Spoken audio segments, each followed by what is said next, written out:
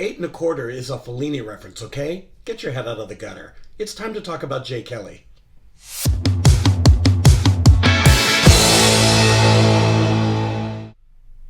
Jay Kelly is the new film by writer-director Noah Baumbach, and I always look forward to his films. This one he co-wrote with Emily Mortimer, who many of you know as an actor.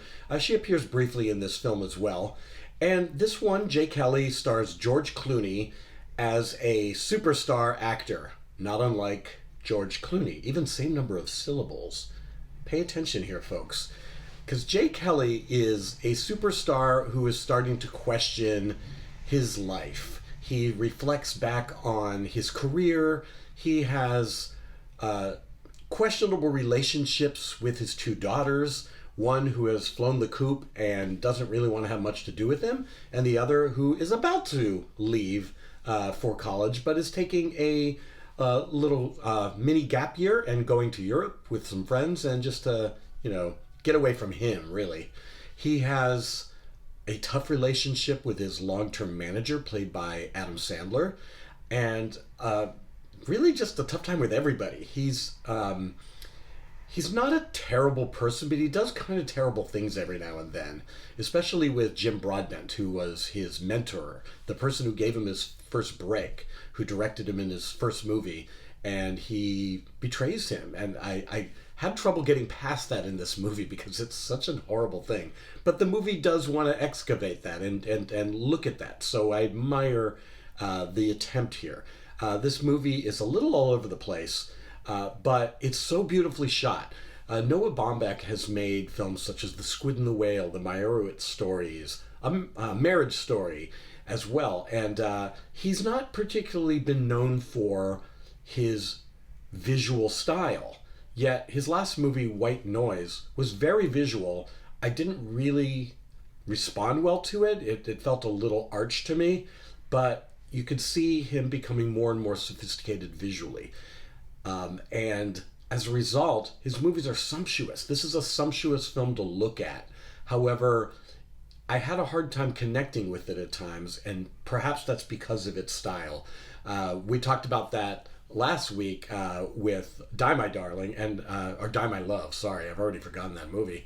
But it's in a similar way. This is so stylized.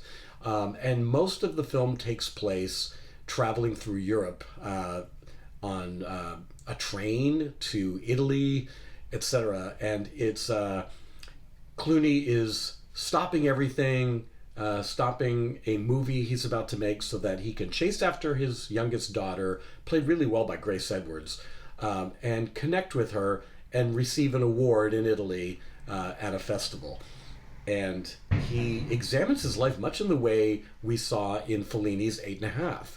This is a very Fellini-esque movie, especially once it gets to Italy and the cast of characters and the self-reflection and him looking at all the people he done wrong. It really does feel like, lightweight 8½, in a way. It's beautifully acted, especially by Adam Sandler, who I think gives the best performance of the film as Jay Kelly's long-suffering, long-term manager, who is trying to assert himself with a guy whose relationship with people only goes one way, and that's to him. What can people do for him, and not the other way around? And that's the journey of self-discovery that Jay Kelly goes on in this film.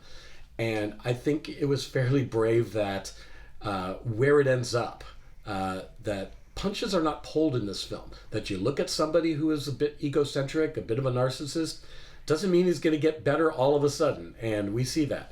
Also beautifully portrayed is his older daughter, played by Riley Keough, who gives such a nuanced performance. I really like her work here. You see the years that she has felt disconnected from her father in very short scenes that really play well. They're not all so short, though. There's a couple of real bravura, I love that I use that word, sequences with her as well that I really enjoyed. Patrick Wilson shows up. There's kind of an all-star cast here.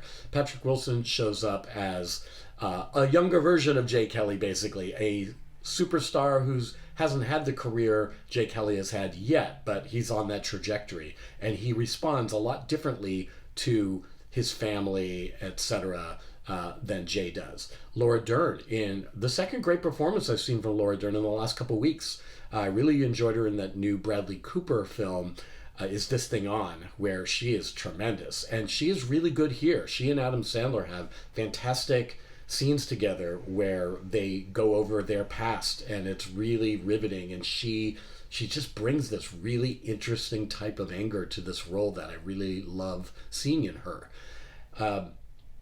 There is such a meta quality to this film that you feel like you're just watching George Clooney's story. And that isn't helped much by the way the film ends, and you'll know it when you see it. You just go, wait a minute, is this about Jay Kelly or George Clooney? You do the math. You figure it out. Let me look at my notes, because I think I'm leaving something out. Oh, yes. Billy Crudup, who plays a former roommate, college friend of Jay Kelly's. They go way back, and there's some bad blood there. And it starts off jovial when they reconnect, but it snowballs into something completely different. And I really love the way Crudup handled this role. It's just such a surprising modulation until it leads to quite an outburst. So all told, I wondered who this movie was for. You know, a movie about a superstar questioning his life. Is that for us? I mean, there are, humane parallels to just the common people, right? But I just wondered, who's this movie for? Nicole Kidman? Clint Eastwood? Like, who's watching this movie and going, oh yes, I can relate to that. I remember the time that, my 100-person entourage didn't deliver the exact type of candy that I requested. I mean, it's not the most relatable, but it's well done. It's effective. And it earns its cry at the end. I mean, I did tear up, and, I'm, dead inside. So, you got to give it some credit, right? But I don't know. I'd be curious to hear what you think, because Noah Baumbach, I think, is a terrific filmmaker. He's done so much good work. This is no exception. It's well done. It's really sprawling and cool. Stacy Keach even shows up as Jay Kelly's father. Really good performance as well. So it's got a lot of merit to it. So I recommend you see it, but I want to know from you, is Nicole Kidman the target audience for this?